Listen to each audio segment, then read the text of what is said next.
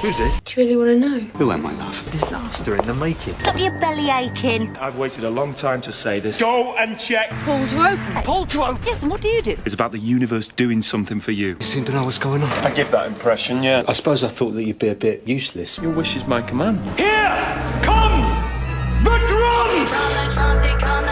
No, no, no, no, no, no, no, no, no, no, no, no, no. Hello and welcome. Welcome to Pull to Open, a very, very random quest through both the old and the new in Doctor Who. My name is Chris Taylor. And I'm Pete Paschal, and if my timelines are correct, Chris and I are a couple of journalists, a couple of guys that have been into this show called Doctor Who since, around the 80s, perhaps 1987 even, was a good year for us. Maybe not. But I know I was super obsessed with Doctor Who in my living room, often watching the show Saturday nights as it was broadcast on PBS, KSPS TV, actually, Channel 7, out of Spokane. Shout out for Spokane. So if I were to travel back in time and meet myself in 1987, I would definitely encourage myself to indulge even more on this show, perhaps. You'd be like, you really need to pay attention to this kid, because one day you're going to be summarizing every single story that you're watching. And you're going to have to come up with lots of notes about them. But why? Why, dear listener, you may be wondering, why are we talking about 1987? Usually not a year that time travelers talk about going back to for fun. But, well, all will be revealed after we tell you where we have been most recently on our round. And that is, Chris, where have we been recently? Well, I'm glad you asked me, Pete, because 3 stories ago, we had a rather spiky encounter with the Horns of Nymon, aka the one with the drunken ballet balls. That was very fun, very interesting. There was little scenery left at the end of it.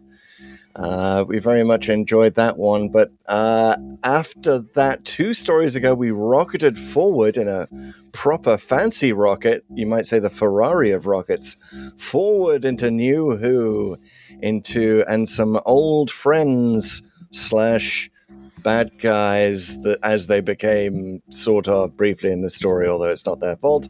It was the planet of the Ood. That's right. Bad guys, but not their fault. A recurring thing, I think. That's kind of a thing stories. with the Ood, isn't it? But honestly, that excuse is wearing thin. I think if the Ood go red-eye a third time, we're going to be like, I think it's kind of just you, isn't it? It's not. I really enjoy monsters that have some LEDs installed in their eyes, so that if they do go bad, you know immediately which side they're on. That's right. We did see on Planet of the Ood that the Ood were customizable, but only really in their ringtones. And I really think that by the 40th century, they should be customizable in eye color. You'd be able to set it on that program where it goes through every major color of the rainbow. And Or you could just do swirly eyes or googly eyes. Oh my God. Yeah. And then you'd be like, Ood operations, call us. Yeah, exactly. Ood set to 50% lighting. Basically do everything that you do with Alexa. Do it with your Ood. Ood is the future Alexa. That's what we found out. But anyway, we didn't stick around for as long as this rambling introduction is suggesting. We quickly rocketed off. Once we'd fixed capitalism, we rocketed away from the planet of the Ood, and it was time to go fix the aristocracy. So we headed to a lighthouse on the south coast of England. And lighthouse on Was that what we did there? Yes. Yes, we did a little bit. We did. Yeah, that we did. It's one of those journeys you can only make sense of in retrospect. Yeah, we fixed the aristocracy by slaughtering them. That's right. Yes. Congratulations. You figured out how you fix the aristocracy. In the horror Fang Rock, where just this once, Rose, everybody dies.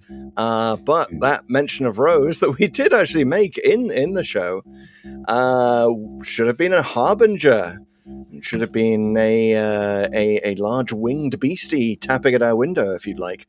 Because what the randomizer did next, by the way, I want to say this, the Horror Fang Rock is the favorite Doctor Who serial of a writer named Paul Cornell. Oh, interesting. I was not aware of this. That's right, and it is too Paul Cornell's first Doctor Who story that we rocketed back to, or forward to from Fang Rock time. It gets a bit wibbly wobbly. And that is Series 1, the Eccleston season, Episode 8. Honestly, I thought it was much earlier in the season, but there you go. It's Father's Day. Boom. Happy It's Father's Day. Happy Father's Day, Pete. Thank you. Happy Father's Day, Chris. My most dad-like outfit here. Now, Nice. Pull to Open listeners may be familiar with the fact that the Randomizer tends to do seasonal programming. And, it often gives us Christmas stories at Christmas, or one Christmas story at Easter because it had the most Easter references. And you might say, well, hang on a minute. Father's Day is in June. I know when my Hallmark holidays are.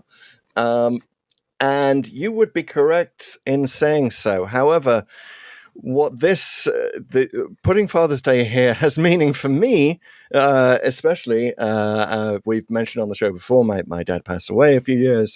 He was the one who introduced me to Doctor Who. I did a Doctor Who themed eulogy at his graveside, and this is not only the first time I'm watching Father's Day since he passed away, but also it's this will go out at the very beginning of March, and it will be the Pull to Open that comes out right before my dad's birthday. So thanks, Randomizer. Thanks. Basically, the Randomizer is my therapist now. And I fully expect the Randomizer to start charging me $100 an hour, which is actually a pretty decent rate. When you come to think of it. But anyway, we will get there. We will get to the other Fang Rock connection of brown and blue eyes that show up in Father's Day. Oh, look at you. Yeah. Wow, we'll get to that. I thought we already sort of did the connection thing now, but I guess there's more. There is more. Stay tuned, because there's a lot more to say about Father's Day, including a kind of a brief history corner on one aspect of 1987. Oh, wow. Okay. We'll get to it. Guys, this podcast is full of treats. So many treats that are coming your way about Father's Day, about other connections to the Doctor Who canon that it has. I'm excited to get into all of that. There's going to be so much to open up here, but not before we get to torture you as part of your therapy, Chris, by getting you to look at some emojis and guess the Doctor Who story they represent. That's right, guys. It's the Whomoji Challenge. Does this explain why there are a couple of emoji going around past my window in a loop? This is going to keep happening. Could be it. I've got to run out and stop those emoji, haven't I? You do. They're running around, zipping up, and they're eating all the space-time outside your window like the Langoliers, which, of course, will become perhaps not the first time we mention that today. But okay, today, looking forward to that. The references are all over the place. I know, really. But right now, we're going to reference one specific Doctor Who story, which is represented by 3 emojis. Are you ready, sir?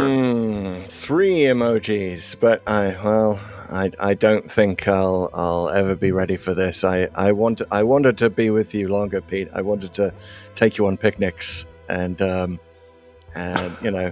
every Saturday, and I never wanted to miss a day, and I wanted to read you lots of bedtime stories. But I guess that I'm just going to have to go now and jump in the path of these emojis. So go for it. And here comes the first one. Look out! It's a school. Okay.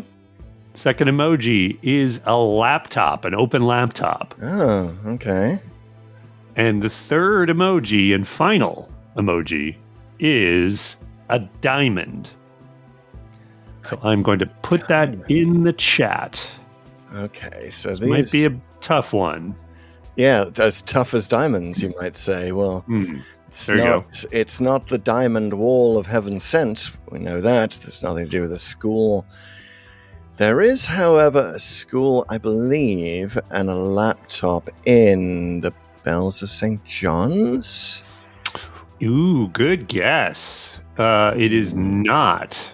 the bells See. of St. John, although some of those elements are definitely there. I'll give you a hint, which isn't too much of a hint, which is that we have done this for the podcast. Oh boy, and I've got no excuse.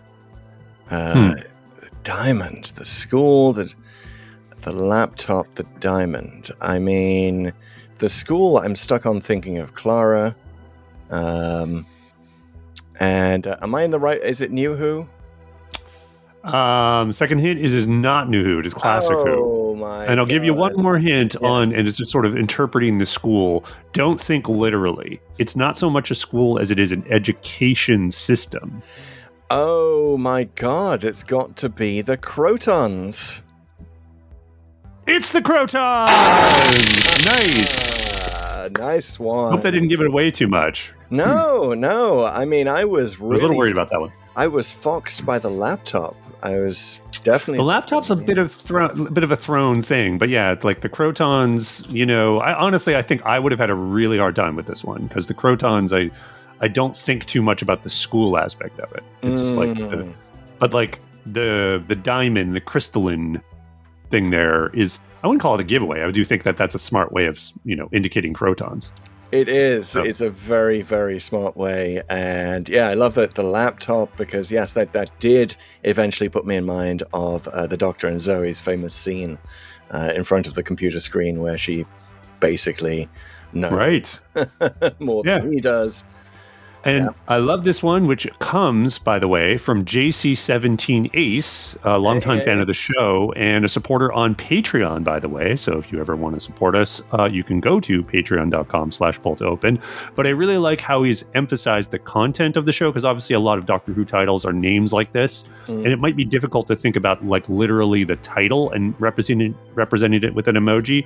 He's showing the way that, hey, you can sort of rely on the content of the episode and then, put that together with a little bit of the title and you'll get something. So even though it's hard to do ones in terms of Whomojis, yeah, you can do. So that's a message to everyone out there, of course, listening to get us some Whomojis. We've got a couple more that we're reloading with in 2025, but we definitely need some more.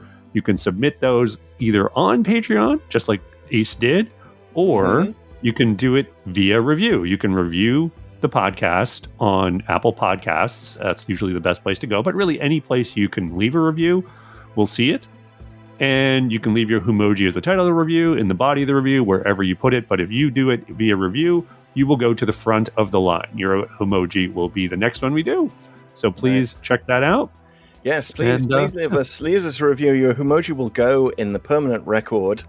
And now you know that you can fool me with a lot of Troughton era stuff if you want to do that, because Crotons is basically the main Troughton that I know. My Troughton knowledge, other than the ones that we do for the podcast, is woefully thin. So much of it is missing. That's the thing. But now that we have a lot of animations, it's we're starting to be able to do a little bit more as we go. And I'm excited to do more Troughton as we keep going with this podcast.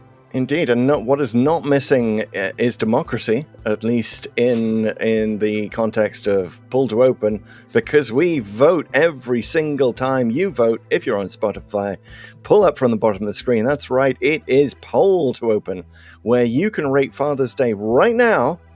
If you have a lot of time on your hands and you know exactly what you're going to rate this story that you may have last seen in 2005.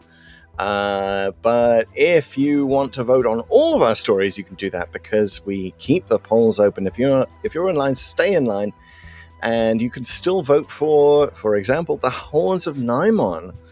Now we'll explain all these ratings at the end, but Pete, you voted the Horns of Nimon Azabi, which is our latest rating, our So Bad It's Good rating. I rated it an Ogron because I thought it was absolutely irredeemable, and as often happens, your rating and my rating were the top two finalists. But once again, I must remove my Ogron hat. I'm not sure they ever wear hats, but they kind of. I'm kind of now thinking Ogron should wear hats because they cover up the bald spot, You're right. And there should be yeah. at least maybe we just need some merch. We need an Ogron Yeah. Halloween costume at Party City or wherever these Spirit Halloween. For some reason, That'd I'm be amazing. seeing Ogrons in a beanie. I think that might be the way to go for them. But anyway, the Ogron, the Ogron doffs its not yet designed cap to user because the Zarbi won. Yeah, Or the has Zarbi's won here at so about far. 36% of the vote. So it's not a majority, but it's plurality. It's doing really well. So That's the consensus seems to be Zarbi, but Ogron's close behind. Yes. And this is the thing. This is sort of the division between you and me. It's bad. Is it going over the line of like, I could actually have a good time and actually would want to watch this again? Right. And for some people, yes. For some people, not so much. And I totally get that. What I think split the vote is the 18% of people who voted for the fixed point in time, which really we should have an Ogron fixed point in time coalition for this one. And then a few folks thought it was a 5-count banger. Yeah, why not, man? I think that was the relatives of Graham Williams voting there. Or Douglas Adams. Or Douglas Adams, yes. If you liked this era of Doctor Who, and you absolutely should on some level, because there are some real bangers and some really fun stuff because of the team and Williams and Douglas Adams, I think this is very representative of that. So I understand that. And also like the folks who voted at a Dalek, which, is just a good episode of Doctor Who. So I think there's less in between here for sure. It's either amazing or great or really, really bad on some level. But there's not like this sort of halfway stuff like the Cassandras and the Hater. Those are the two ratings that are kind of, there's redeeming things, but not so great. Like, no, it's either one or the other. You're either in the this is amazing camp stuff, or it's just like they did not amazingly camp. Just basically the Zarbi rating. Anyway, you can support us by voting. You can support us on Spotify. Also, if you scroll to the bottom of the show notes, you can donate, become a true companion on YouTube. Follow us on all the socials. You know how to do that. Google it. We'll pull to open on TikTok, assuming TikTok is still around in your time zone. We're also on that's the point. This is March, maybe? Yeah, I think it's barely. Who even knows, given the early days of this administration, who even knows what is going to be happening or who our shadow president is going to be by March? Things are moving fast in our timeline, folks. We rather think some time travelers come along and mess things up here. Anyway, if you are that time traveler, please do follow us on Instagram and X at PullToOpen63. And now it's the part of the show where we randomly select one father to between the two of us to talk about his day. Yes, there's only one father in Pull to Open. And we know who that is, so we know whose job it is to keep the rest of us safe while he fends off the beasts that are coming in to cauterize this podcast, made of bacteria, apparently. But anyway, yes, there are beasties coming this way, and you must fend them off, sir, by summarizing. Must I? Father's Day. You must, because it is time for the segment that we call TLDW. Too long didn't watch, too long Doctor Who, or in this case, perhaps too long ago Doctor Who. Yeah, all the way back in 2005 here, which 20 years ago. I mean, right? Just crazy that it's that. Well, we're rapidly approaching the 20th anniversary of the new series. We are. So there you go. There's your randomizer connection. There's another randomizer connection. That's right. 20 years of Eccleston. 2 times 10. Stick on your leather jacket. Stick out your ears. Adopt your best Manchester accent. It is Eccleston nostalgia time. And we are contributing with this TLDW. You have 1 minute, sir, if you're ready to summarize this. That's what we allot per New Who episode. How are you feeling about this? It's one of those where you watched it weeks ago and you're struggling to remember exactly what happened? It wasn't that long ago, and I know the beats of this one pretty well. As always, the danger is trying to do too much. And I think I think this one's relatively straightforward, but I've said that before and completely tripped over myself. So, I think my thing is I'm going to leave out a lot and try to just get to the end before before the time runs out, and then fill in the gaps Well, with whatever remains. Really hope that you don't trip over yourself, Pete. In fact, I want to give you a warning about the Blinovitch limitation effect. In this, it does actually apply to TLDWs. So please, if you're going to trip over yourself, alert us. We will try and keep you apart before the energy builds up and destroys half the universe. So give us the warning. And, got it. When I go back, I'll only do it one time. Yeah, exactly.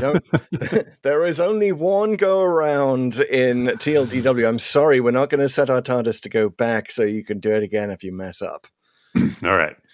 So you have 1 minute for the official pull to open summary of Father's Day, starting in 3, 2, 1, go. So Rose asked the doctor if she can go back and see her dad who died when she was a kid. He says, sure. She goes back because she wants to hold his hand while he dies. She chickens out, but she asks him if she can do it again. They do it again. There's 2 sets of them there, and the second one now goes and saves her dad, making the other ones disappear. But this wounds time, which creates these reapers to come out of nowhere to sterilize the wound in time, and they start eating the entire population of the Earth. So the doctor takes everyone, including her now dad, who is now alive, into the church where he was going to visit for a wedding, and they all hide out there with Rose's mom. But unfortunately, Rose touches herself and shorts out sort of the time thing, so the doctor disappears and gets eaten by the Reaper because the Reapers were kept out because the church was old. So, but what happens is her dad realizes who she is. He realizes he has to sacrifice himself. He runs out, dies by getting hit by the car, which is sort of somehow outside. And then the Rose and the doctor, she gets to hold his hand. The Rose and the doctor leave, and that's it. Good job. Just, yes, pimped at the post, maybe a second over. But yeah, you got the hand holding. Nice detail at the end there, showing that she may have messed up the entire fabric of the time-space continuum, but they're still friends. So there it is. Yes, it is actually not that complex a plot. You did, there was a for some reason in there. We talked about that in TLTWs in the past, about how that is one of the most dangerous things to start saying. For some reason. Yeah, for some reason, there's a car on loop going around this church that nobody has noticed. Right. Yeah. And I think himself go ahead. notices, but doesn't see anything amiss when a car appears at one area of the road and disappears, and he still hasn't quite twigged at that point what's going on. That this is a little supernatural. Right. And I think that works. I think they turned a weakness into a strength there. So Father's Day is I'll just sort of step back for a second. It's, I think, in my view, a brilliant time travel story and one of the best that Doctor Who's ever done, because it does something it hasn't really done ever up until this one. Not in this way, where you're literally kind of going back on the timeline of yourself within the episode. And it answers the ultimate question in almost all time travel stories, which is like, okay, well, if you have this power over time and space, like, why don't you just keep going back and fixing things that go wrong? Like, why don't you just keep, if the key thing happened yesterday, just keep going back to yesterday until until you get it right. And up until now, it's just been Blinovitch limitation effect. TARDIS becomes part of events, blah, blah, blah. And we sort of buy it, but we also kind of know, well, you could do it. Well, here they show, here's what they're doing it. They do it. They actually go back and try to do it. And they sort of show by virtue of the story why they can't, right? Because it's apparently very tricky business. And if you do it, something comes out and causes far worse consequences than whatever you were going to do. And essentially they show that the entire world gets eaten by these time-eating things that they're calling Reapers here. So that's really cool. To bring it back to the car thing, it's a bit of a cheat that the car sort of suddenly appears at the church when that didn't happen in the original timeline.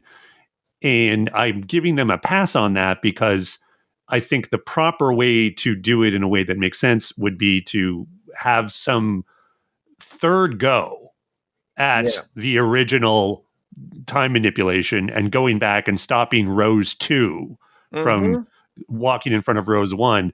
But that would have required a lot more writing around that whole idea, right? Like it basically would have added a whole nother act or even a whole nother episode. And you don't need it.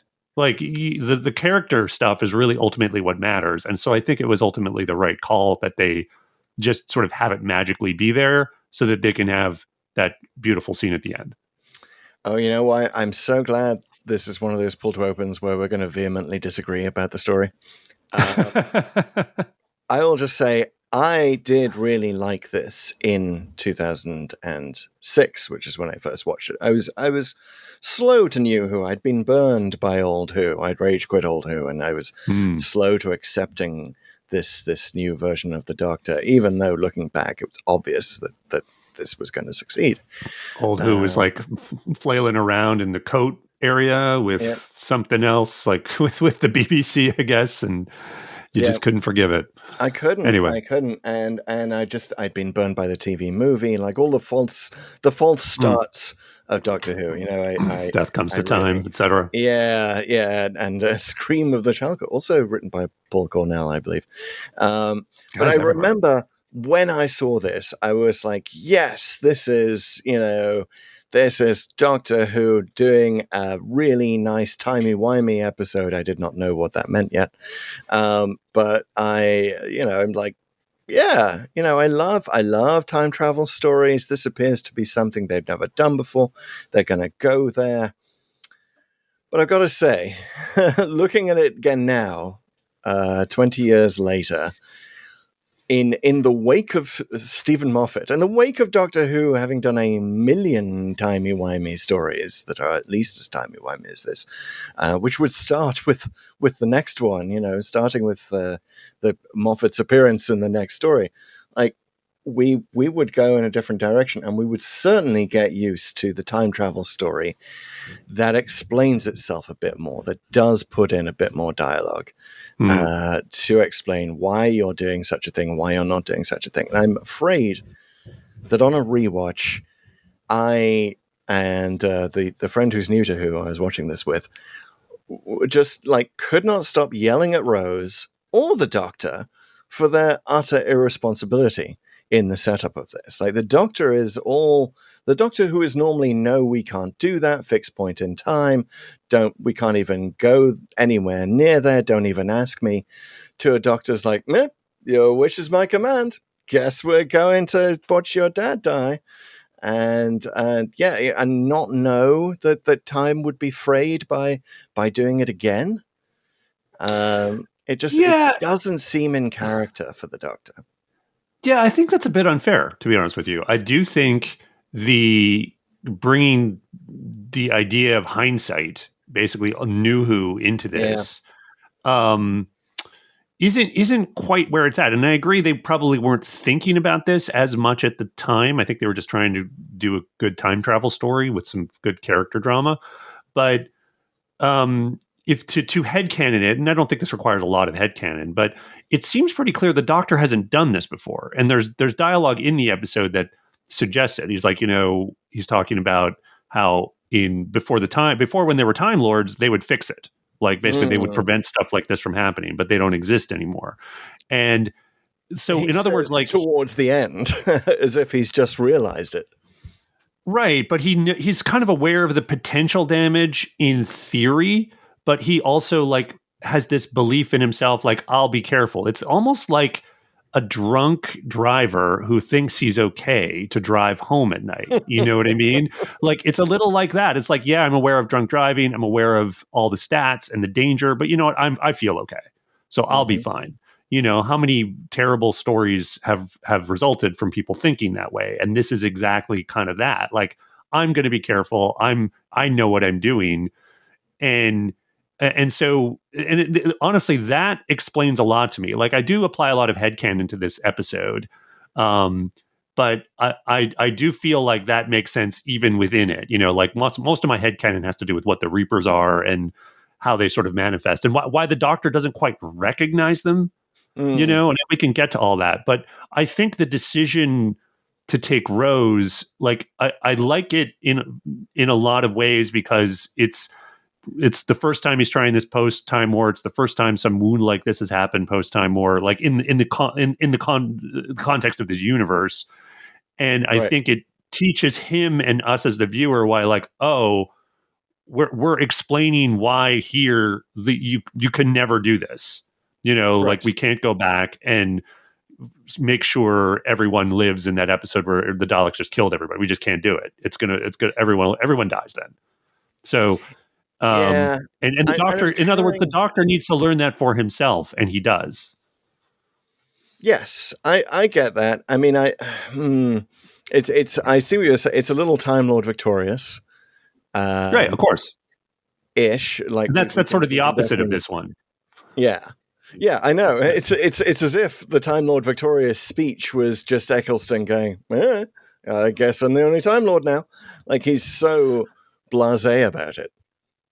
Yeah, well, he almost does it in this one episode. Not in the like I'm the best, but he almost fixes it, according to him anyway. He basically is like, I'm going to get the TARDIS to reappear here in the church. And once I do that, I can fix things. Like, I'll fix it and your dad will be alive. So everything will be okay. So in other words, I think that opens the door for Time Lord Victorious to make sense in that, oh, maybe I'm that good. Maybe now that I've had all this experience, I can actually be the Time Lords totally myself, right? Because there are loopholes and everything, and I can just be smart about it. He doesn't blame himself at any point. Who he does blame is Rose. And he has this line. He said, I did it again. I picked another stupid ape. Now, I think the Doctor and Rose, he's a little mean. I think the Doctor and Rose are going to have to discuss this in companion therapy. But the fact that he called her a stupid ape, there's the kind of thing you can take back with your companions, Doctor. I should have known. It's not about showing you the universe. Now, I think if we were talking like more of a modern Who season, if this wasn't like the very first comeback season and RTD's just trying to hold everything together with bits of tape and cardboard and bubble wrap, I think that you might have had a bit more writing to connect it to Adam, which was the predecessor to this one. This one being such a bottle episode, it wasn't really tied in. I mean, there's a Bad Wolf scrawl on one of the posters in Pete's house, in his apartment. But there's not really a lot of connection. But yeah, Adam, it would make sense for the Doctor to be mad at Rose after what happened with Adam. But it would also make sense for him to be a little bit more careful and not set up this situation in the first place. Like, he should really blame himself there. So getting mad at Rose, even though, Rose is just phenomenally dumb here, he should not have allowed her the opportunity to get there, to even watch from close by. And I do remember this at the time, like thinking the whole scene where they're sort of round a corner watching themselves. It's a little bit creepy. I get it. I like it.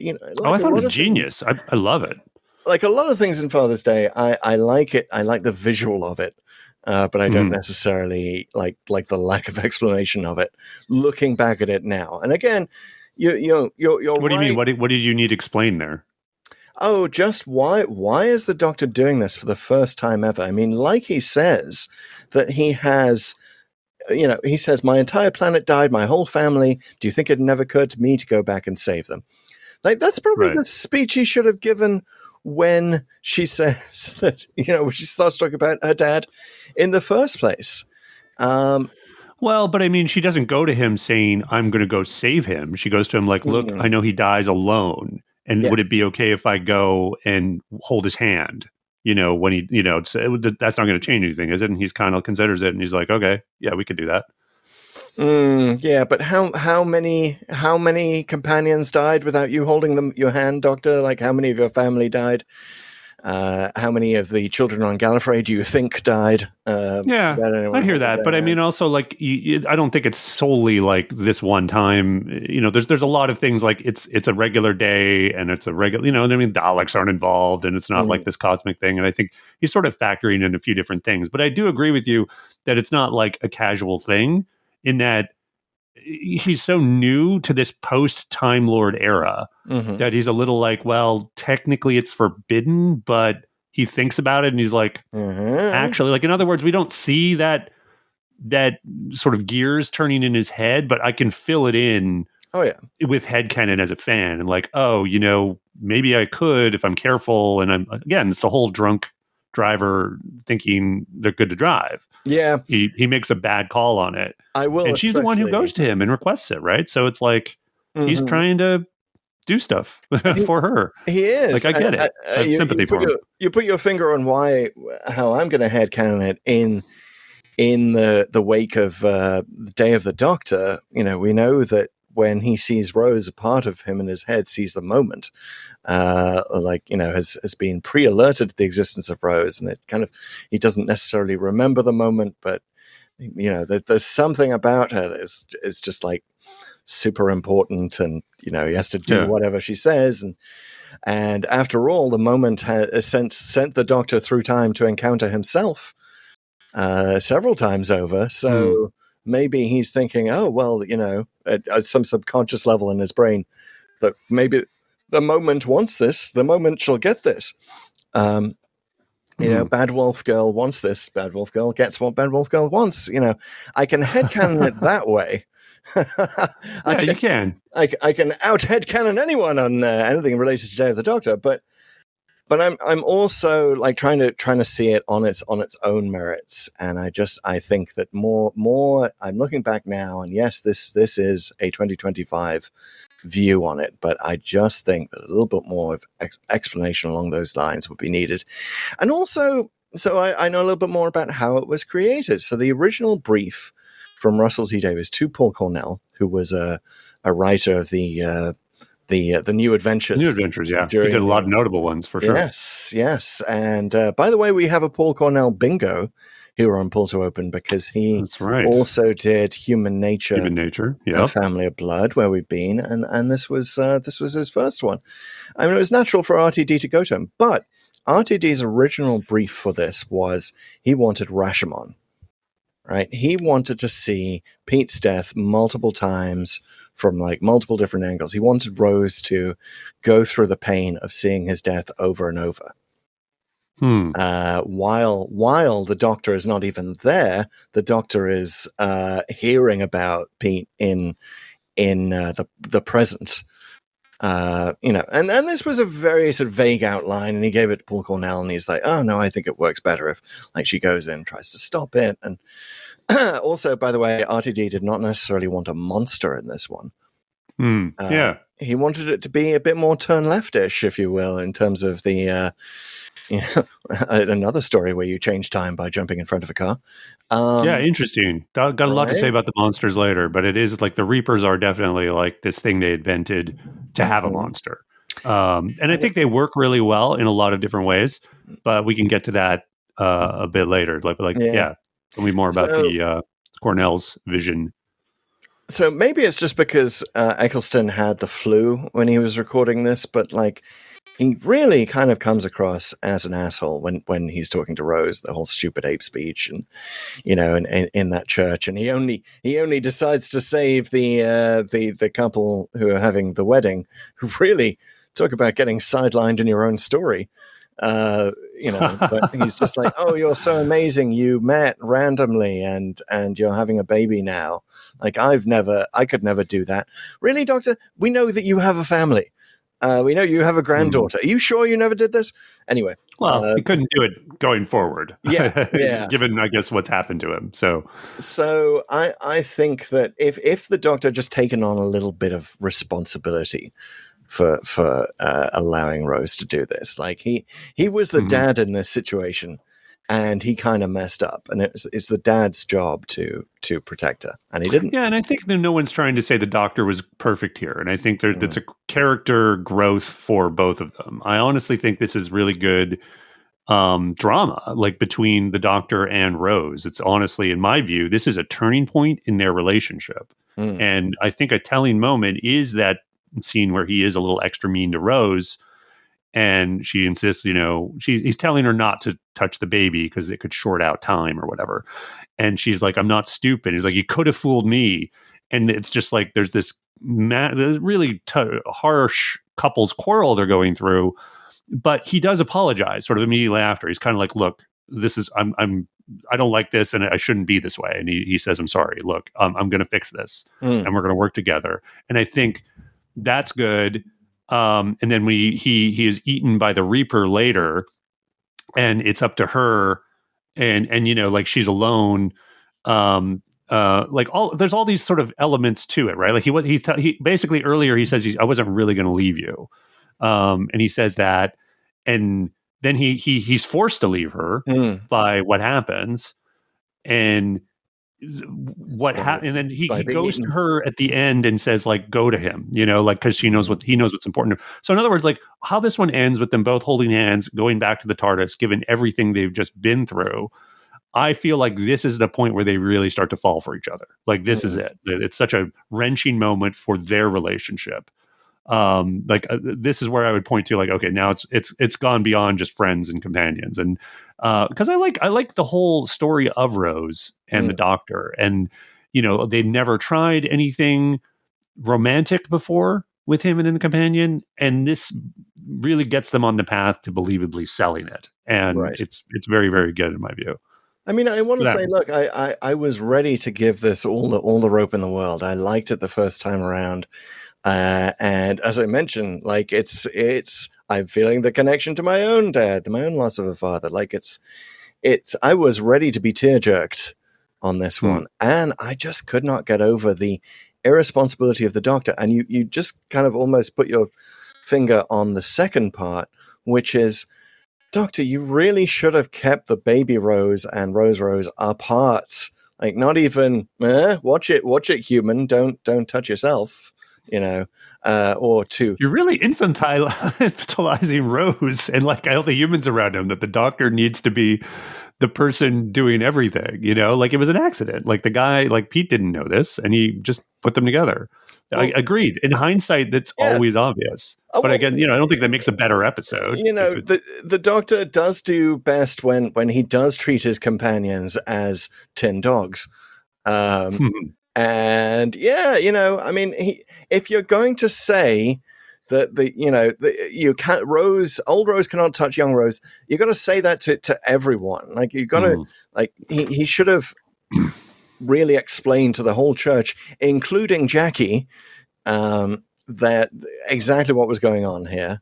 Because if he was successful, no one was going to remember it anyway. So, like, I'm just thinking that the Doctor's security situation here is a little rubbish. Yeah. Well, security, again, it always looks like you could have done more in hindsight. So I want to do a quick Doctor Who fan indulgence here and get on to the Reapers a bit. Yes. So, like I said earlier, we should not fear the Reapers because they don't really look super great looking back 20 years in terms of CGI. Again, I don't mean to kick the new show, A New Who, at all, because honestly, at the time, it seemed awesome that Doctor Who had anything approaching modern special effects. Right. That said, I will say the original idea for the Reapers was that they would look more like the Grim Reaper and that they would be ground-based. And I kind of want to see that. Knowing that now, I'm like, it was probably very expensive to make them fly. Why'd you bother making them fly? Well, here's what I like about that, the Reapers and their design. So there's a story in the Pertwee era called The Time Monster. And I think you have never seen it. I've never seen it, and I've confused it often with The Time Warrior. So please. So it's not super well revered in terms of fan consensus, and we'll get there when we get there. We haven't done it for the podcast yet, but the whole premise centers around something called chronivores, which are called basically time eaters, and this one in particular is called Kronos, which is supposedly the worst of the lot. And so you don't really quite see what they're like until the very end of the Time Monster. And they end up being these sort of winged things, at least one of them is, that somehow is very powerful and eats time. Now, back then, the effects weren't great. But when I saw Father's Day, I kind of thought, oh, that's what these things are. But the problem is, the Doctor kind of doesn't really recognize them. So even though he sort of knows what's happening, that time is sterilizing the wound, I think this is one of those things where it's Time Lord theory versus practice. Like he knows what happens when time is wounded in theory, but he doesn't quite know how it physically manifests. And this is sort of what's happening. He's like, oh, these things come. Now, in other words, like, I think even though he has experience with time eaters, I think there is also still a way to reconcile the fact the Doctor is a little unsure about them with the time monster and them being the same thing. Because I don't think you need two species of time eaters. No. You know what I mean? Like we already had the chronivores from the time monster. I think these could be them. It's just that they physically manifest differently depending on sort of the wound. Because the time eating thing, it's just kind of this defense mechanism of space-time somehow that just sort of papers over it. And they just kind of sort of manifest however makes sense for, and again, this is all headcanon, but that's sort of how I'm reconciling those two episodes. So I kind of like thinking about that this sort of makes sense in the Doctor Who universe, where the Time Lords are in charge, generally prevent these things from happening. But because they don't happen, no one really quite knows that there's just not enough data on like what happens in terms of like, there's not like, oh, the Reapers come out or whatever. So I think that it works in that, in sort of connecting both the Time Monster and this episode. And even though in their natural form, chronivores apparently are a pair of giant eyes. That's a thing from the Time Monster. Okay. Well, So anyway. I like that connection. And, I like the idea that that the Doctor might have just forgotten about this previous encounter and is just, but I don't know. Just to kind of like one last little thing is like, I also sort of reconcile this a little bit because like, why are they only eating people? The Reapers, right? Like, why aren't they more like the Langoliers and literally consuming the entire planet physically? Like, and I would still buy the idea that they can't, like, they're going to do the old stuff last because it's the hardest to eat because it's more established. That is a good little thing. I like that he's like, oh, we're in the church, and he puts it together that this is older. It's going to be harder for them to get in. Which, on sci-fi level, that kind of makes sense. Yeah, there's a lot of things that you have to figure out here. You have to figure out why Mickey Smith isn't eaten, young Mickey Smith. Right. Well, a lot of other people they already ate too much. It's like you got to take a break between bites.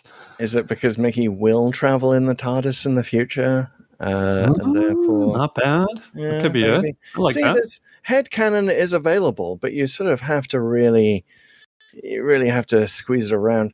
Okay, some things that I like about Father's Day, because I feel like I'm going off too negatively on it.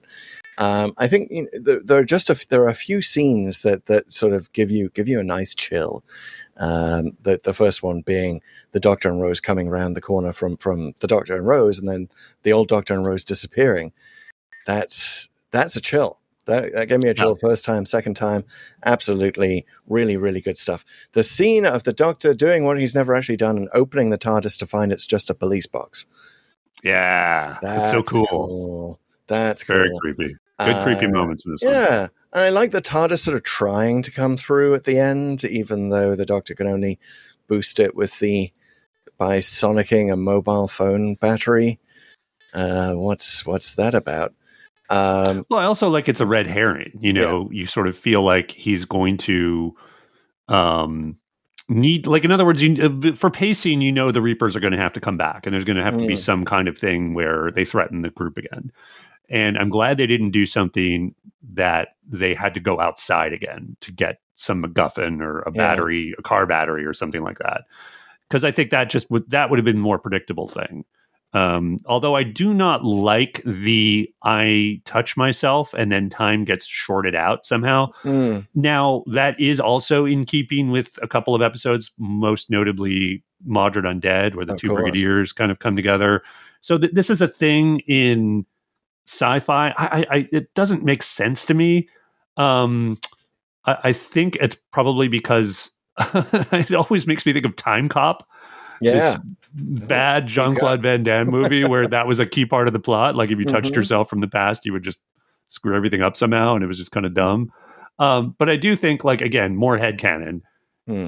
is a good device for multi-Doctor episodes, because you sort of think about like, oh, the Doctor meets himself all the time, but if you're an entirely different person, presumably with entirely different genetic structure, you could maybe like get away with it. In other words, like, you still have the problem with potentially wounding time that you might have here, but at least you don't have the problem of like not being able to touch yourself or whatever. Well, speaking of wounds and creatures that cauterize it, I don't want to get too much on the sciencey case of Doctor Who, but why does the Doctor then call them bacteria? Not really a job that bacteria are not good for wounds. PSA people, do not put bacteria on your wounds. That is exactly the wrong thing to do. So yeah, what do they do? And what are the rules? Like, why didn't they just eat Pete? Like, why did they go and eat everyone else? Sorry, Pete. Sorry to all Pete's out there, but just eat Pete. I'm going to get that on a t-shirt. He's the problem. He's what's solving it. And then the car. Did they introduce the car? Anyway, I love a lot of the imagery. I think that a lot of the plot took a while to work out, and also I can see echoes here of two things that you know very well.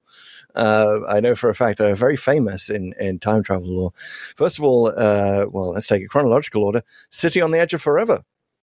Oh yeah, the Star Trek episode, which is all about McCoy accidentally bringing about World War II by saving a woman who is going to jump in front of a car, played by Joan Collins.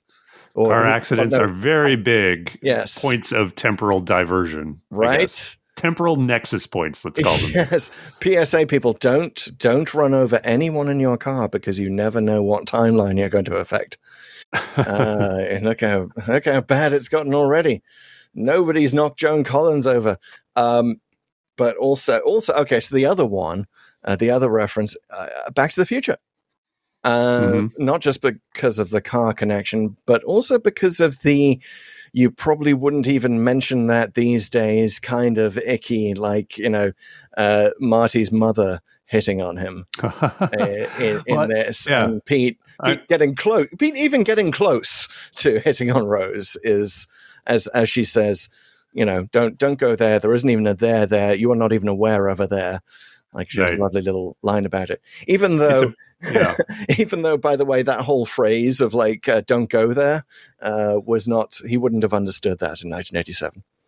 Right. Although it makes sense, like, think about the first time you heard "Don't go there." Like, it's like, I get it. You know what I mean? Mm-hmm. So in other words, he could just think he wouldn't be lost. He would understand that this is what this means and think she's pretty clever. I'm going to double click on that a bit just because I want to use it to emphasize I love Billie Piper in this one. I like her most of the time, but this one, I think she definitely understood the layers and how far she had to go in various sort of emotional scenes. She also understood certain subtle things, like the look on her face when Eccleston is running toward her from having seen the TARDIS, now just a police box, and he's like, Rose, and she's like, oh yeah, like she sort of has that tiny bit of smug satisfaction that he's coming back, and obviously it becomes super urgent, but it's she played that super perfectly. But yeah, just that line with her and Pete, it's really funny. All of the stuff toward the end when they're bonding, and she's, for example, one of the best scenes where she's talking about how great a dad he was, and he's like, "That's not true," and it all sort of comes together, and just really, just really smart writing. I have to say, I mean, got to give kudos to Cornell and Davies here in just sort of understanding the journey and not ever going too far in one direction where you're thinking, it just felt unreal. It all felt very real, which Davies, of course, is very good at with these domestic kind of things and this group of characters in particular. Interesting, because I've noted a few things that took me out of it that didn't feel. First of all, I think the music's a bit much. I think I would have enjoyed this without the extreme syrupy music, which again they were trying to get the balance right. I get it. But also, like the just a moment, like the moment of the director's a bit too fond of the let's not show the body hitting the floor, but let's show the thing that the body was carrying, or a child's shoe in the playground. Oh yeah, those are yeah. If there's clumsy stuff, I would agree. Yeah, There's a little bit there. And the vase, this vase that Pete is carrying, I guess as a wedding gift. I'm not even sure why he's carrying it, but it becomes this sort of symbol of like he has to die. It's a really crappy vase, though. I'm sorry. I'm sorry, Pete Tyler. Well, they had to break it a bunch of times, I think. They didn't have the budget for a nice one. They did, and apparently those of the crew who smoked cigarettes would use the vase as an ashtray during production. But it's that sort of like, oh, you see the smashed vase when Pete dies, and that's how you know he's actually made the decision to die. So it's just, a few too many moments like that, which is unfortunate. Well, you know what I liked? Yeah. Jackie's hair. Yes, it was Jackie awesome. Tyler, who is supposed to be, if you do the math, she's supposed to be about 19 when we see her with Pete at this wedding. And gotta love you, the name of the actress who plays Jackie. Camille Coudry, yes. Who's very great. I liked I've seen her, I don't know, I haven't followed her career or anything, but I remember first seeing her in King Ralph, where she played a stripper. Oh. And it's I mean, obviously, they didn't recast. Yeah, they didn't have CGI back then. I think we're kind of meant to imagine her as the Camille Coudry of King Ralph here, which is good. But I loved her 80s hair because it's on point, but it's also such a good rendition of 80s hair that you don't really need a lot of other 80s markers. There's a few, right? There's the cars, there's the cell phones, but we didn't need I don't know, neon athleisure or something like that was in there. It's like, okay, we're reminded here and there that it's 87 and we can just kind of move on and just do whatever. I one bit that I've completely forgot in watching this the second time, completely forgotten that they have that they go to see their wedding in a registry office, and it's so ill attended. Right. the Tyler wedding, that you got to wonder, like, why wouldn't they notice these two people in the back who they don't know, and like they seem to be talking throughout the whole ceremony. But anyway, small point. Perhaps a slightly larger point is the fact that Pete gets Jackie's names wrong. And she says, it's good enough for Lady Di, because famously in the royal wedding in 1981, Princess Diana got the order of Charles's names wrong. Philip, Arthur, George, I think, everyone could remember that. But Pete completely mangles it. He gets the names wrong, not just the order of the names wrong, the actual names wrong. So it doesn't, I mean, maybe this is the beginning of Jackie sort of being long-suffering, but... Yeah. I love that the guy doing the wedding is like, do you really want to go through this? It's kind of like a moment. I mean, it's good. There's good bits of comedy here, I feel like. And what did you think? You thought that was good? You thought that? I thought it was funny. I liked that they had that moment there. Yes, you sort of do need the moment of levity of like, and it does kind of speak to the point of my concern of like the Doctor just wouldn't agree to do this straight away. Perhaps we need a little bit more of the Doctor perhaps being emotionally affected by seeing that ceremony, and perhaps he's a little bit sort of like, he's feeling soft-hearted, especially because Pete looks like such a mess and getting all the names wrong. He's like, oh, okay, this guy needs someone to hold his paw at the end of his life. Like, I get that. But that just stopped me a little bit. Speaking of things that stopped me, I wonder, is it time? Shall we step into It is time. Very brief, very brief history corner. Oh, what's that? Oh, we're in that. Oh yeah. Let's do it. We're going into the Pull to Open History Corner. Yes. Okay, so very, very short number of things in the History Corner. 2 points here.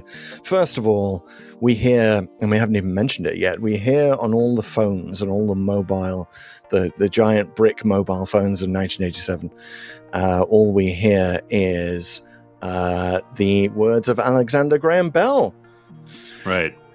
Which in this version appear to be Watson, I need you, but as any student of that period of history knows, you know it with me, Pete, say it now. What did Alexander Graham Bell actually say? Watson, come here. I want you. That's right. Which apparently they re-recorded it because the accent was too thick, Scottish. I don't know what they're talking about. What they're playing about with these thick Scottish accents. It's also just too lusty. Well, yes, I know. That's the other thing. Bell was a lusty guy. He was lusting after Watson. That's what it sounds like, right? I've always kind of I know, right? I mean, what? Well, this is the thing. With new technology, you know as well as I do that the pornography industry is often out in front in developing any new technology. So, yes, Watson, come here, I want you. Well, apparently there's a school of thought that it might have said, I want to see you, which was some record indicated that's what he said, but I believe Bell himself said, like, his record said, like, I want you. So, I don't know. Historians can debate that as much as they want. I want you, I need you, he sang. But ain't no way I'm ever gonna love you. But no, look, the guy had just spilled acid on himself. Give him a break. Like, he couldn't necessarily... remember the exact thing. But here's the other thing that I want to get into the history corner about. Because, Pete, here on Pull to Open, we've seen a lot of emotional Doctor Who. In fact, you might say that we're no strangers to love. And we've debated a lot of how this works in the Doctor Who universe, and the result of that is that you know the rules, and so do I. And I'd just like to make a full commitment to this podcast. That's what I'm thinking of. And you would literally not get this from any other guy. That's right. I just Rickrolled you because the episode Rickrolls us before Rickrolling was a thing. Do you remember? Okay. So do you remember Pete's adjusting the radio? Yeah. And he gets, what he ends up getting is a tune from The Streets in 2005, so it's completely anachronistic. The name of the song, by the way, is Don't Mug Yourself, which I think is excellent advice for Rose. Don't mug yourself here. Well, a bit too late. But it's interesting that they chose that song. Anyway, it was supposed to be Rick Astley, and maybe it isn't on the American version. Maybe there was a rights issue. I don't know. But yes, Never Gonna Give You Up was what was playing on the radio, which is also, it's kind of a song for Pete to Rose. He was never going to give her up, except he had to. But here's the thing. Rickrolling did not become a thing until 2007. 2 years after Father's Day. So wow. I've got to wonder if, the inventors of Rickrolling, which unfortunately were someone on 4chan invented it, had seen this Doctor Who episode. They were like, that's what we need to do, folks. We need to jump on the Rick Astley bandwagon. Wow. That's a great history corner. I love that. I was not aware of that connection. That answers actually how Rickrolling was invented, probably. I didn't know that was a question, but there are some other questions that we need to answer, and those are, of course, the 4 questions to Doomsday. First question, why did the randomizer take us here? Well, we've mentioned the Paul Cornell bingo, the fact that Paul Cornell loves horror fang rock. I just came across that randomly in a Doctor Who magazine. It's a very random discovery. Very appropriate for the randomizer. It's popular, though. I think we were saying that, what was it, Moffat said it was one of his all-time favorites? Moffat says it's in his top 3, absolutely, which is fascinating. But yeah, it's definitely popular among the crew of the writers from season 1 of the new show. The other horror fang rock connection, I'm going to mention the blue eyes and the brown eyes. Of course, famously, Leela's eyes turned from brown to blue with the explosion at the end of Horror Fang Rock. Behind the scenes, that was, of course, because Louise Jameson didn't want to wear those contacts anymore, and her eyes were really blue. Now, Billie Piper, as I'm sure you know from gazing into them all these many years, has deep brown eyes. However, both of her parents in this, both of Rose's parents in this, have blue eyes. So that's unusual. And yeah. And I wonder if Jackie is protesting too much here about Pete being the one to always run around. Let's check the color of the milkman's eyes, Jackie. I'm sure you stood at the door when the milkman showed up in your dressing gown going, anything could happen. Well, I like that. I like that better than my connection and the connections we've already identified. All I could think of is that, like, Horror Fang Rock is more of a not fun, but a interesting character piece, as you sort of correctly talked about earlier, sort of the aristocracy and versus like the working class a bit. Mm-hmm. And within that story, there's like this underlying thing about the Doctor Who universe where, like, oh, the Sontarans and the Rutans are actually the people in charge of the bigger universe. There's a bigger universe than your petty crap. In other words, like humans, right? Whereas here, I think there's a sort of a version of that going with time, where Rose is kind of trying to use time and her access to a time machine to sort of selfishly manipulate her own life, even though I don't think, like, even though the Doctor accuses her of sort of planning it, I don't think she did. I think it's very clear from her performance she didn't. She just kind of like did it in the moment. But ultimately, the Reapers come out, and there is this sort of big consequence in the Doctor Who universe from thinking that your sort of selfish desires around this matter, that there's something bigger that going on with time that you can't even really see that is way more important. So that's kind of like my connection. I like that. I like the fact that I didn't think about that. We've gone from the aristocracy, the refugees from the Agatha Christie play in Horror Fang Rock, to, that's what you'd get on TV in 1977. A lot of actors pretending to be posh, other actors pretending to have a Somerset accent. But here, with Father's Day, what you've basically got is TV that's been informed by a lot of developments in British culture first, but between the two, but especially by Only Fools and Horses. Now, did you get the reference to Del Boy? Where no. Rose basically says of her dad, oh, so he's a bit of a Del Boy. Now, that's a reference to a character David Jason plays in Only Fools and Horses, which is many years the most popular sitcom on British television. It's about, what would you say in the US? Basically, a hustler, a sort of a dodgy entrepreneur called Del Boy. Yeah. He's always down the market with a suitcase full of stuff that fell off a lorry that he's trying to sell at inflated prices. It's a very Cockney stereotype. Kind of got it. All right. Tom Sawyer type, I guess. Exactly. Yeah. So that's the reference that Rose makes there. But yeah, it's very working class culture. It's like they go back to the flat, and it's all the energy drinks that Peter's trying to sell. Apparently, this character was based on Paul Cornell's own father a little bit. He was a bit of an entrepreneur, apparently bit of a hustler, more successful one, we would have to say.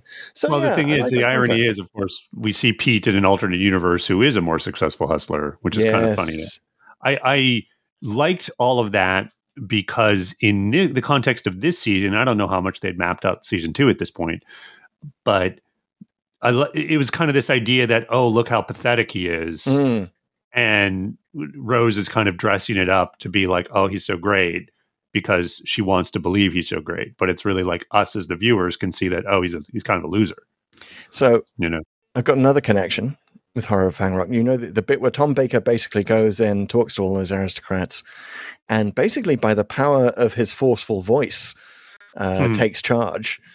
As they all sort of, oh, he's a bit mad, but my goodness, he's got authority.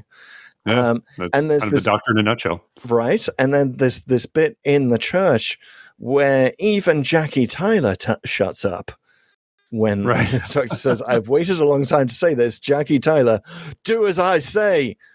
Go and check the doors, and she says, "Yes, sir." Yeah. Wow. Okay. Yes. Doctor and Jackie finally found their groove. Impressive. Anything could happen. Moving on quickly to the second question, which is, what if the evil plot had succeeded? Okay. So there's no real evil plot here. you think about it. You have absolved Rose of this, and you said you don't believe that she had this idea, but I think the performance makes that clear to me. But you disagree? Well, I don't know that she. Look, it really. She's going to get fewer years in her sentence when she goes on trial for this, for sure, because crime of passion, all of that, perhaps last minute. Like, I'll buy that. She just saw him, just had to save him. But really, I think that any sort of shadow proclamation kind of, Time Lord trial, whatever you want to invent for a group of people who are going to sit down and look soberly at this, they're going to concur with the Doctor that he did just pick another stupid ape, and that he really should have thought through this some more. Like, maybe he should have thought back to his experience in the Time Monster. And he's like, that was a long time ago, of many different places. I don't even remember what happens. But surely he must have thought through what's going to happen post-Time War with the laws that used to prevent these Reapers from getting in. He's kind of responsible for this. So I'm going to say, yes, it's Rose's evil plot, even if she came up with it in the last minute. Now, what if it succeeds? Right. Well, I've thought about this. Please so do. Yeah. I feel like, because that's the only thing I could come up with too, in that it's not evil per se, but it's interesting to think about if Pete survives. Mm-hmm. So think about like what the Rose touching herself, shorting out things, and then that sort of nullifies the Doctor's idea of fixing everything and still having Pete be alive, which he somehow promises that's going to be the outcome prior to that. So take him at his word, and his plan works. So he essentially fixes things, and at the end of Father's Day, Pete's alive in the Prime universe. So what I think is, I don't think that Rose wants to travel with the Doctor anymore, even if the invitation is there, which it might not be. I think she wants to go back and get to know her dad again. So she stays with him back in 2005, 2006. And that means the Doctor has a very different subsequent adventures. I'm not sure if he still meets Jack. And I also think they don't go back to Cardiff, which means Blonde Slitheen destroys Cardiff. Right? That's what happens in Boomtown. That probably gets Rose to bring him back. And there's some version of parting of the ways, because there has to be, because Rose is the bad wolf. Yeah. She has to create herself. But because they don't have this experience reconciling at the end of Father's Day, there isn't the same love there. And the Doctor does not save her at the end of it. He doesn't sacrifice himself and regenerate into Tennant. She dies, and the 9th Doctor has 3 more seasons. Yep. And basically all the Doctors are set back one, so we don't get Tennant until like the 11th hour. Okay. That's how I think what turns out here. Unless Pete decides, as a kind of a universal hustler now, he's got a different scale of hustling. He decides that he wants to travel aboard the TARDIS because the opportunities for selling energy drinks across the galaxy are just too good. That may be what he does. He does have kind of a sci-fi name for it, right? It's like Vitex or something. I forget what it is. It's almost like the name of that. What's the name of the robot in Unit now? Vlinx? Vlinx. Pretty close. Yeah, Vitex, name for a tree, apparently. Time to move on to the third question, which is, where is the Clara Splinter? Clara Oswald, of course, splintered in time at the end of the name of the Doctor. She's somewhere in every single Doctor Who story. Where is she in Father's Day? Yes, and has she been disappeared by the Reapers at any point? That's the interesting thing. So we use Clara to fill in plot holes here on Pull to Open, and for me, the biggest plot hole is still the fact that Pete looks at that car appearing and disappearing and doesn't see immediately something is odd and weird and there's something bizarre about that maybe he's involved in it. And that there's kind of this running theme of like Pete sort of gets it, but then he doesn't quite get it, and the scenes don't quite stitch together there. But I think that Clara is somehow preventing people out in the world or in the church from thinking that there's anything unusual with that car that's appearing and disappearing and going around the block. Maybe she says that it's, Paul Daniels has been filming. Paul Daniels, by the way, popular magician on BBC in 1987. So popular, a lot of people thought he should be the next Doctor Who. Thank goodness he wasn't. But yeah, she could be like, oh yeah, no, it's a Paul Daniels thing. Don't worry about it. It's just like UNIT would have to explain everything in Trafalgar Square in Day of the Doctor by mentioning Darren Brown. A more popular magician hypnotist of the 2000s.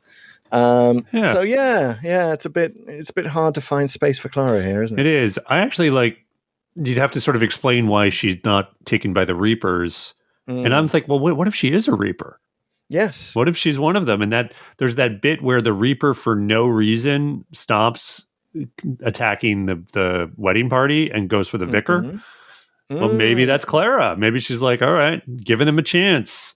Or maybe Clara is the one Reaper who saves Mickey Smith. There you go. For Just no, completely, let the again, kid, for no apparent get reason, away. because everyone's memories get reset here anyway, except for Pete running in front of the car.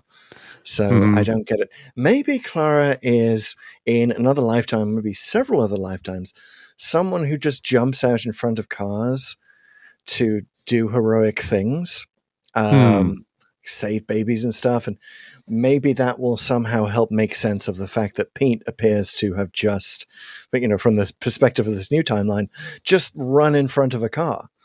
Right. For no reason. Yeah. So, yeah, maybe she starts that whole trend. I don't know. Could be. Not a lot of room for her here, but we've got a few possibilities. If you have one, please comment on this episode wherever you are, perhaps on Spotify, perhaps on YouTube. We'd love to hear your theories on where the Clara Splinter is in Father's Day. But and if you are the Clara Splinter, if your name is Clara Oswald and you're wondering why you suddenly seem to have just appeared in this life and you're listening to this podcast, call us. We'll have you on as a special guest. That would be fantastic. You can reach us, of course, through our website, pulltoopen.net. Great place to get full notes on every single random episode that we talk about. There's always a few things we don't get to, so there's fresh content. Also, you can check us out on all the social networks that we mentioned. We're Pull to Open or Pull to Open 63 on most of them, so just Google it and you'll find us. In the meantime, we are moving on to the fourth and final question, the ultimate question, the only question that matters for Father's Day. What did we think of this story? The Pull to Open rating system has 7 ratings. There's the Dalek, which is a good episode of Doctor Who. The Ogron, which is an irredeemably bad episode of Doctor Who. The Professor Hater, which is a not-so-good episode, but hey, at least they tried something. The Viscount Banger, which we reserve for the best of the best. The Fixed Point in Time, which is a show beyond rating, usually for reasons of nostalgia. The Lady Cassandra, which is a paper-thin plot, but hey, at least it looks good. And the Zarbi, something that is so bad, it's good. So, okay, Father's Day. Now, I do want to specify, I think I probably would have given this a much better rating at the time. I think in 2005, for me, this would have been a Dalek, potentially even a banger. Because I think we were just so starved for Doctor Who. And starved for Doctor Who that got really timey-wimey. But right, for sure. Not that many of it at this point. In the pre-Moffat era, which again, we're literally just one episode away from the beginning of the Moffat era in some sense, there really wasn't a lot of this. But now we've seen a lot of it since, a ton of it since, and it's done so much better. And Moffat has kind of gotten us used to throwing in little explanations for things. So I have to say, emotionally, I was so open and ready for Father's Day to bring me all the tears. I did get a little bit choked up at one point, so it does still deliver some in that respect. However, I don't think I can rate it. I was thinking about maybe is it a Cassandra who's also in this season? Like the plot I felt needed to be tightened up. Well, it is, but it's also like I don't want to be too harsh on it because it's season 1, because they were still figuring everything out, and because there weren't that many timey-wimey stories at this stage. So I think that this has to be a hybrid. I think it has to be half fixed point in time. Interesting. Because like it's just, it's what they did at the time. I get it. Like this sort of what this rating was designed for. Like you can't rate it. But the other half, I think, is a Professor Hater, because I think that they learned how you do timey-wimey stories. I think that, a lot of problems came up in this one that would be very useful down the line that they could build on. That you do just need, like, yes, it's a show for kids, and yes, it's time travel, and none of it really makes sense anyway, but you do just need a little bit more dialogue here and there to get over the problems, to not hate Rose in my case. So yeah, I think it is. That's my rating. It's a hybrid. It is a fixed hater in time. And fixed hater in time. Okay, a fixed hater in time. What I'd like you to imagine is a long row of professors in tweed lining up to push each other in front of cars. Amazing. That is quite the hybrid. Okay. Well, I really like Father's Day. I've always thought it was a very strong episode. I've come back to it a few times in the intervening years, and that might be the difference between yours and mine perspective. But I also feel like the time travel stuff, you're right, we got more of it. But I do feel like that the substance of this, in terms of it being required reading almost in timey-wimey stuff for Doctor Who, raises it above some of that, because of it sort of is the underline again underneath why you can't go back and change things. So I think the series kind of needs it, whatever you might even think of the story. But I also think the layers to it are there. There's a lot of fun stuff to headcanon, as I did, and making connections to the Time Monster. But there's a very human, dramatic story going on here with bits of humor, and not just Rose and her dad. There's something even deeper between Rose and the Doctor. So, I mean, for all those reasons, I think it really stands head and shoulders above the rest. It consistently ranks very highly in Doctor Who magazine polls. It's the 4th most popular one of series 1, which doesn't sound huge because there's like 13 episodes or even fewer stories because there's a couple two-parters. But at the same time, it was such a strong series. I think it probably ranks highly among a lot of New Who. And also, Grace loved it. She loves watching this episode.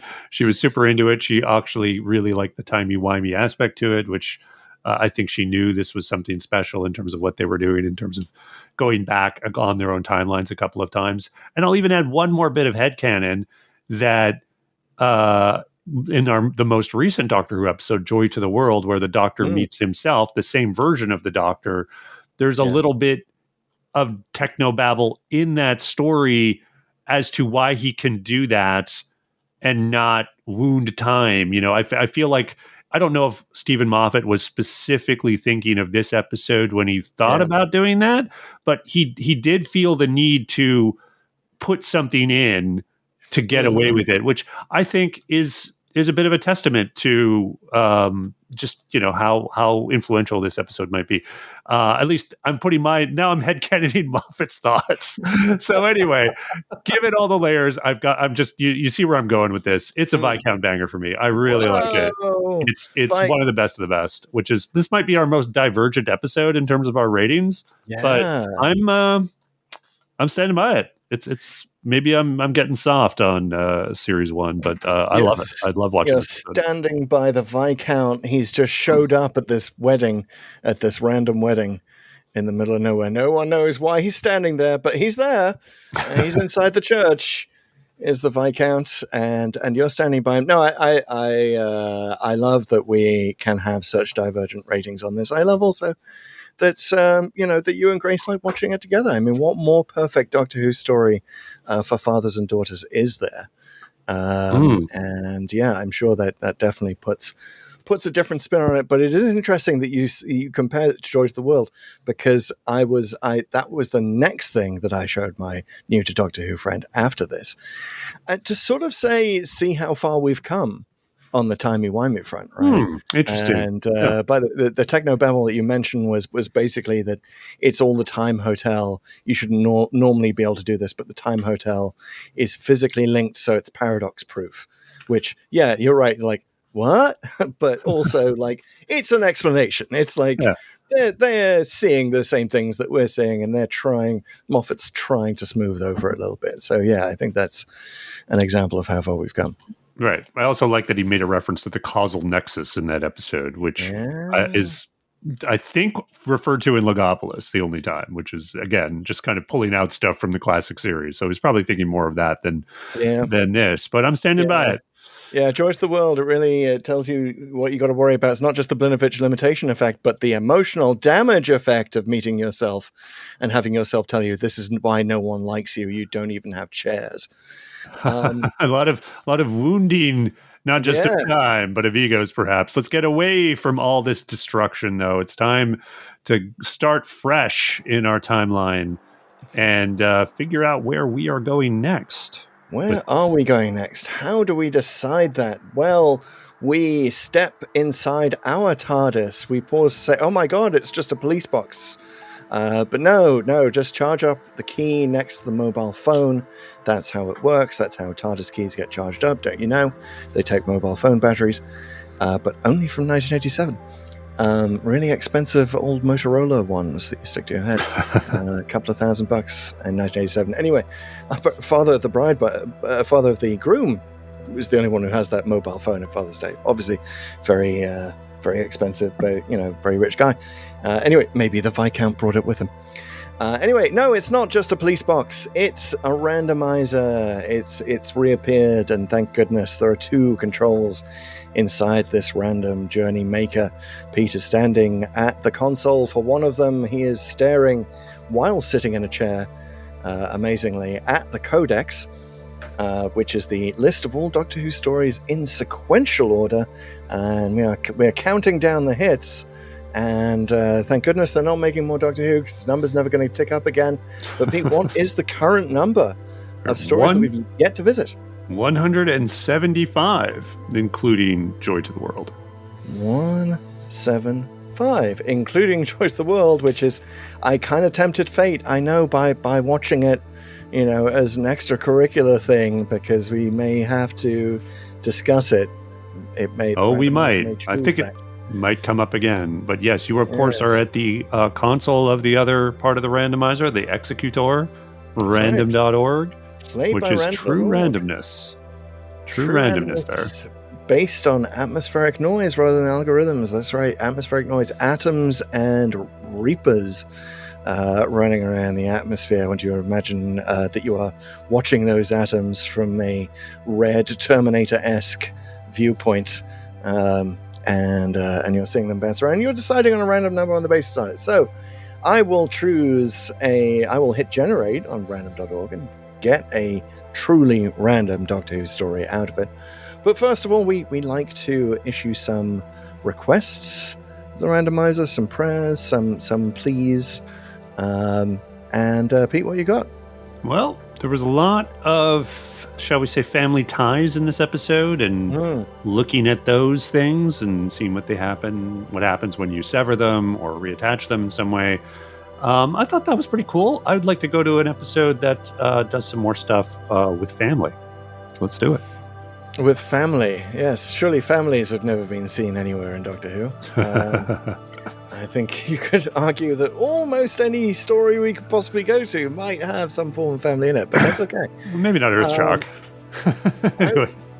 I was going to say let's triple Yahtzee this and just go to the Time Monster, because I really now want to know what the whole deal is with the proto Reapers in that. But I think, based on our discussion, I'm going to say, randomizer, please take us to a timey-wimey episode that predates Father's Day, but gets the timey-wiminess a bit more bit more secure, a bit more explanation for the timey-wiminess of it. Those are some pretty specific parameters. Right? I like that. Predates Father's Day, but is better Yes. at timey-wiminess. Yes. Predates Father's Day in the Doctor Who canon sense. Yes. Like in the chronology. So prior to that episode. Okay. Sure, yes, We'll do that. yes. In terms of making it, in terms of showing that they could explain a little bit more about time. Now, I know that we've already been to Day of the Daleks, which is often mentioned in connection with Father's Day, so we can't go back to that. But, Pete, give me a countdown and I will tell you where we are going. We're going in 4, 3, 2, 1. Hello, Z. 58. We've gone early. We've certainly gone pre-Father's Day. Uh-oh. I'm not going to make you guess. It's Earthshock. Oh! Timey-wiminess of, 65 million years ago. But I just said it. You did? Did you hear me? I don't know if I you missed caught it. it. Like you basically said, when you said, God, there's probably like any Doctor Who episode has family in it. I said, well, maybe not Earthshock. Oh, I missed that. Oh my goodness. Wow. Which is hilarious. It's like, all right, it's Earthshock. That's amazing. Well, I got to say, Earthshock, I'm going to love talking about. We're finally there. It's kind of legendary story in the Davison era. I will say, confess right here and now, this was my favorite story for a long time. For very specific reasons that I'll get into when we talk about it. I have not seen it in a long time, but I used to watch it a lot when I was much younger. Like I've seen this one many times and then have not seen it probably in a couple of decades, maybe longer now. So I'm really thrilled to go back to this finally. It's so funny because when we were talking about the Doctor saying he hasn't gone back to save any of his people, any of his family, any of his companions, I was in my head. I was like, "Yeah, you didn't do a thing to go back to save Adric, did you?" Mm-hmm. So we're gonna talk about that. We are. Go home, and oh my goodness! But also, 65 million years ago. I mean, Earthshock was something that comes up in my head in Joy to the World when they realize that they are 65 million years ago, and the suitcase is about to be eaten by a dinosaur. And in my head, I'm like, Doctor, Adric is above the planet right now. Like, you could do something about that, but no, sir. Yes, the influence of this story has a lot of reverberations on all Doctor Who since. It's going to be pretty awesome to go back to it. Oh, boy. Well, folks, you have that to look forward to. And we want to say thank you for listening to this episode of Pull to Open, which, of course, is a podcast, something that is very good to subscribe to or follow if you haven't done that already. But whatever you do, whether you follow us on social or review the episode or whatever, what the best thing you could possibly do to help support the podcast is to share it with a friend. So if you like what you're listening to, find someone who you know would also like it and just, send it over their way. You can text it. You can use that little share button, whatever you do. Thank you very much, Martin West, as ever, for your music. It always makes us sound a little bit more professional. And we'll see you next time for Earthshock. That's right. We will be here. We'll be here until the bitter end of this long and random journey. We'll be standing at the controls of this cyber ship as it plummets towards Earth. We'll not abandon it. And we'll see you there, folks. Definitely. It will be excellent.